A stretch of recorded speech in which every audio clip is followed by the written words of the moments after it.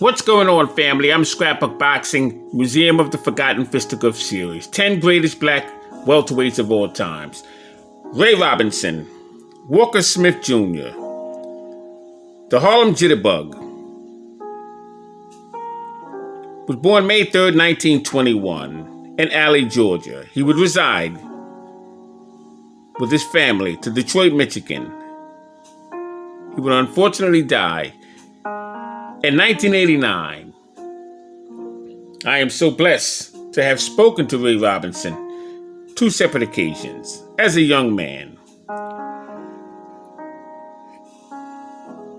And Ray spoke to me about some signature fights that he would have. One being Randy Turpin rematch in 1951 at New York's Polo Grounds. Another one would be with his match February 14th, 1951, the St. Valentine's Day Massacre. He mentioned to me about Artie Levine and his night in New York's Madison Square Garden, when he would become the 5th black welterweight champion in boxing history. He talked to me about fighters in that era: Bob Satterfield, how hard he could punch; Ezard Charles, how he was deserving of a middleweight or light heavyweight championship opportunity. Ray spoke to me about how hungry the men were in his day. And as I gathered that information as a young man, I bring that information to you. He stood 5'11.5". He was a welterweight and middleweight champion. 6 titles combined. He had a career record of 202 bouts, 175 total wins, 110 knockouts, 65 wins by decision. Weighed 134 to 162 pounds. He was managed by George Gangford and trained by Harry Wiley Sr. His cornerman was Pee Wee Beale and Soldier Jones. Now, Ray Robinson would have 20 bouts in 1941. He'd be in the ring with fighters such as Maxie Shapiro and Marty Servo and Fritzy Zivic, as well as Charlie Burns. 14 bouts in 1942. Would take on Jake LaMotta, Sammy Aingot, Marty Servo, and Fritzy Zivic. We have 6 bouts in 1943. Jake LaMotta, twice. Jackie Wilson. Henry Armstrong, who was his idol. Matter of fact, he would have his professional debut under a Henry Armstrong card when Armstrong was attempting to defend his welterweight championship belt for the 20th time. And that was October 4th, 1940. Ray Robinson just completed his New York Golden Glove lightweight championship match. He would face Andy Nanelli, who he defeated in Chicago.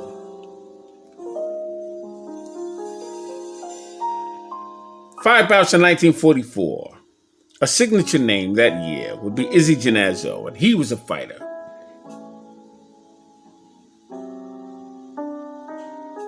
Nine bouts in 1945. He would take on George Sugar Costner. He would call him in the center of the ring before the referee would call these 2 men together. And when they both got there, Ray told Costner, "It's only one Sugar."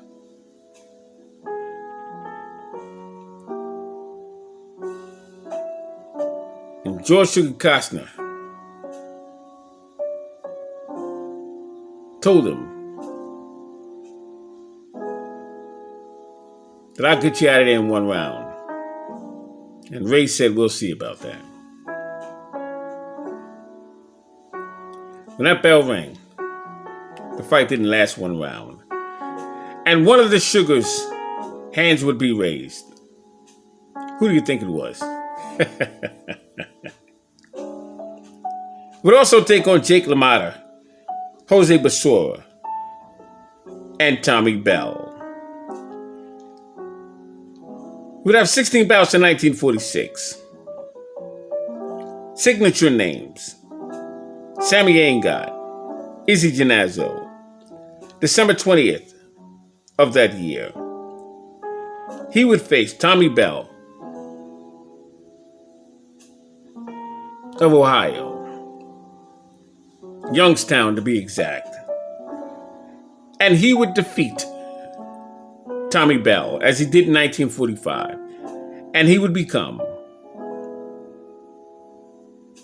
the 5th black welterweight champion in boxing history.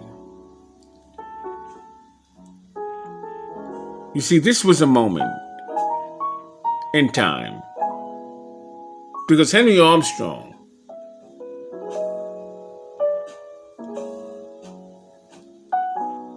who became welterweight champion in 1938 when he would defeat Barney Ross at the New York Madison Square Garden Bowl,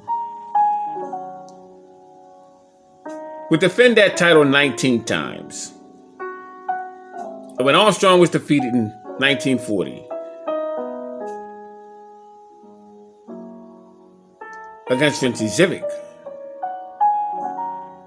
this broke the hearts of the black community. And everyone was cheering Charlie Burley.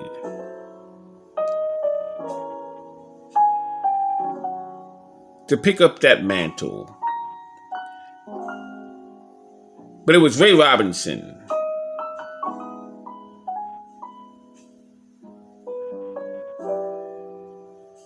who would do the deed.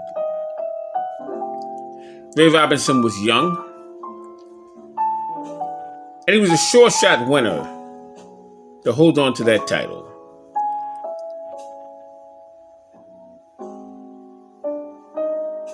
He was perfect for the scene, perfect for promoters, perfect for the audience.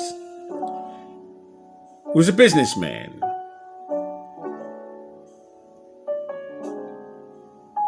And he was a hell of a fighter.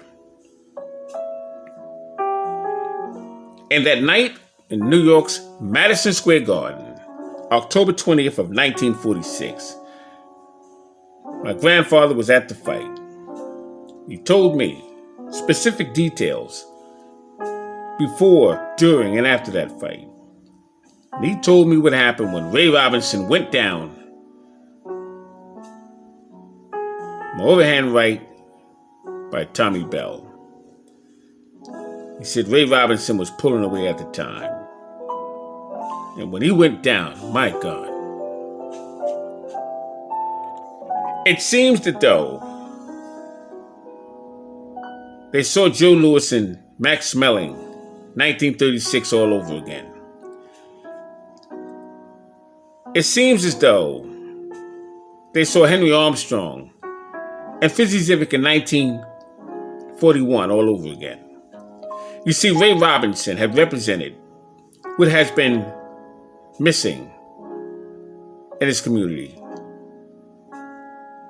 for quite some time. The war would be completed. And Charlie Burley, Holman Williams, the Coco Kid, didn't get the opportunities that many expected for them to get. So Ray Robinson would be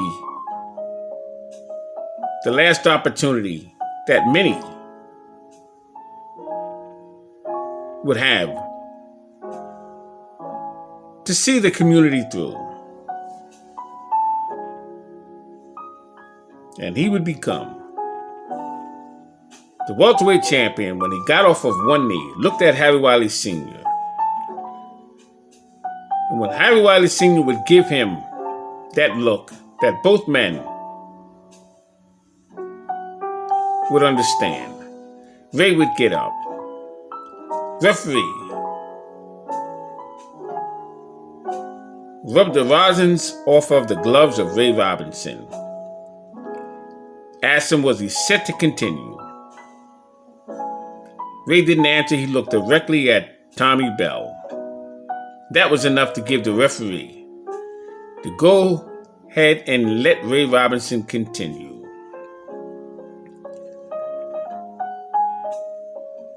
And when the referee called both men to the center of the ring to continue, Bell came right over to Robinson. Robinson waited for him, took a half step to the side, popped a jab, and regained control of that match. He would move from side to side with his head swiveling in the opposite direction of the way his shoulders were moving. And you can see the sprinkles of water flying off of the conch hair of this brilliant fighter. That he was setting a trap for the Youngstown, Ohio's possible welterweight champion. As his foot touched his dance,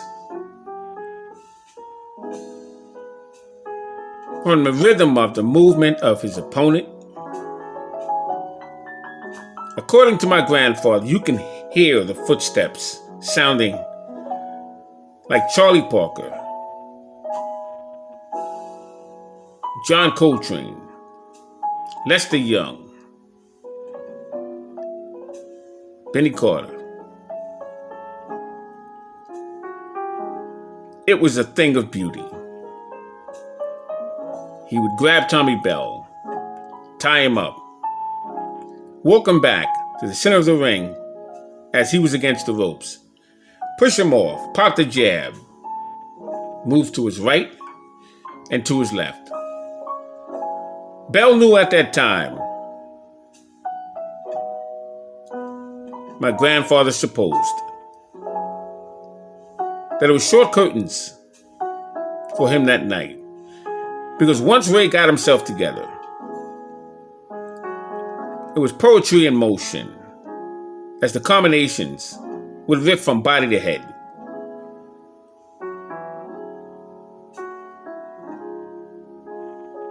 Ray Robinson's hand would be raised, and so would the morale of his community.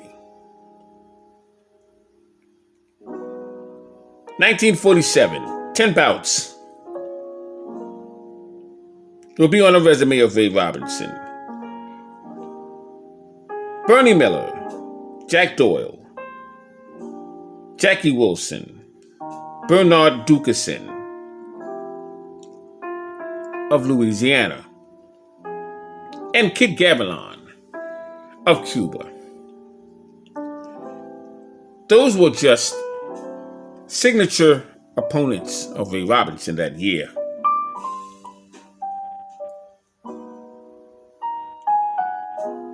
Ray Robinson would have 6 world welterweight title fights, 5 world welterweight title defenses.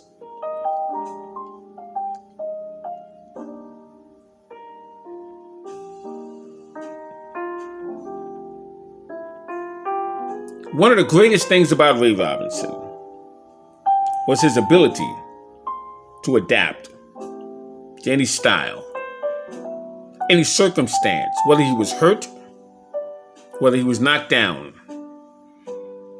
You see, Ray Robinson was a bantamweight in 1938. He would win the AAU, Metropolitan, Championship. He would grow into a solid lightweight, then welterweight, and then middleweight. 11 bouts in 1951, he would win the World Middleweight Championship crown on the night of February 14th in Chicago, stopping Jacob LaMotta in 13 rounds. It was so vicious of a fight that many would label that fight as the St. Valentine's Day Massacre. Because Al Capone in Chicago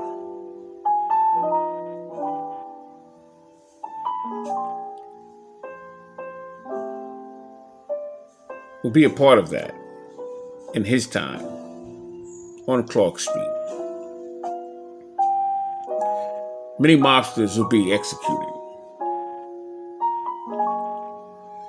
And Ray Robinson would get his revenge of his first loss after 40 fights in 1942.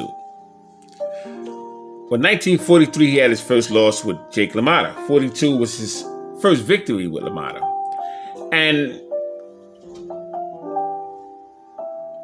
when he lost to LaMotta in 43, he had a conversation with Harry Wiley Sr.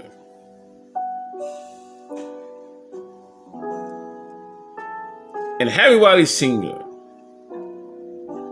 reminded him of the days of Sam Langford and the days of Joe Louis, and the days of Charlie Burley, when Burley would lose a very important fight.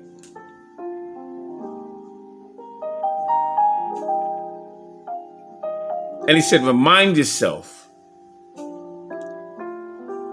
of who you are. Obviously, I'm paraphrasing.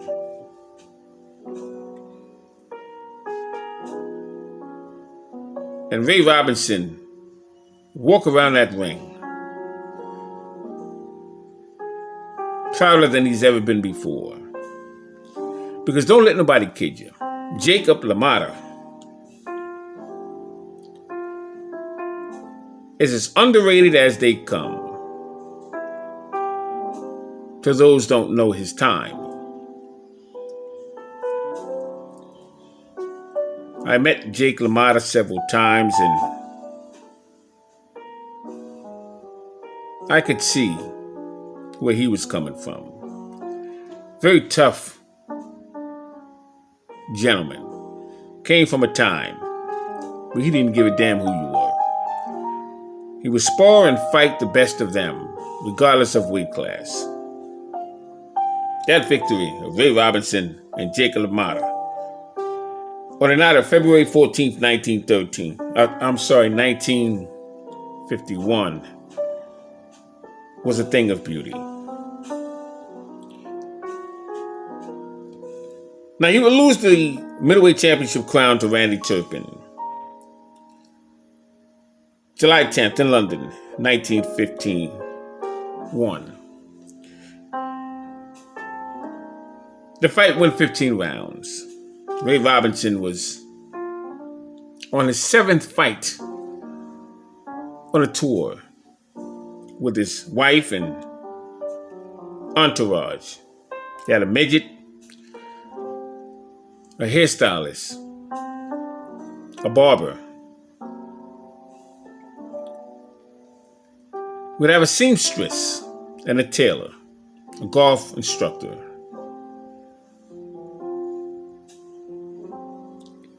And Ray would go around Europe and challenging Hans Stretch, Luke Van Dam,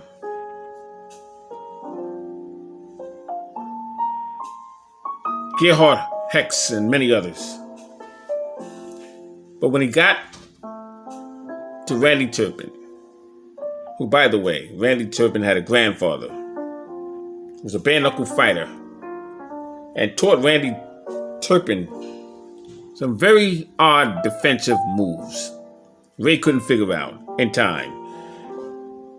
He was cut. They could have stopped the fight. But because of the respect and honor of Ray Robinson, they allowed it to continue and finish. Ray Robinson had no problem with the decision. He knew he lost that fight. But he also understood, but if you're going to be in this game, you have to be in this game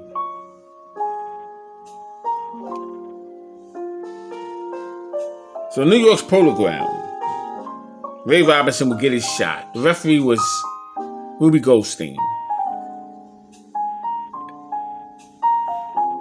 And Goldstein was going to stop that fight.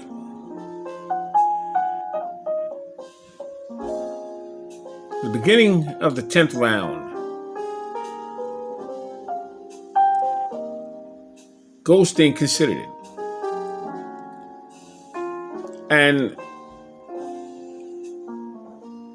he was told by Goldstein,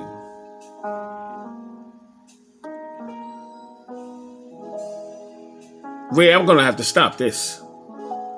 Harry Wiley Sr. intervened and said to Ruby Goldstein, Ruby, do this one for me. Soldier Jones will take care of this cut. If you can't stop the bleeding after that, do what you have to do.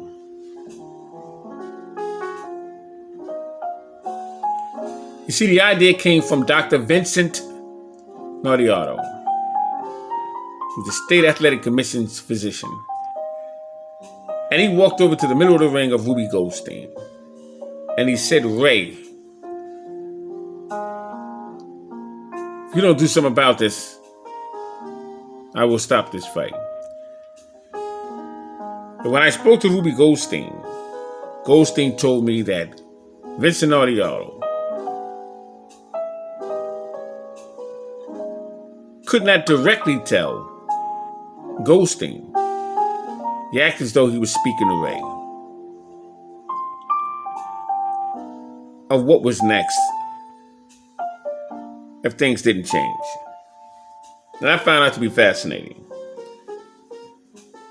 Ray would win the Middleweight Championship crown, 1955, when he would defeat Carl Bobo Olsen, December 9th, 1955.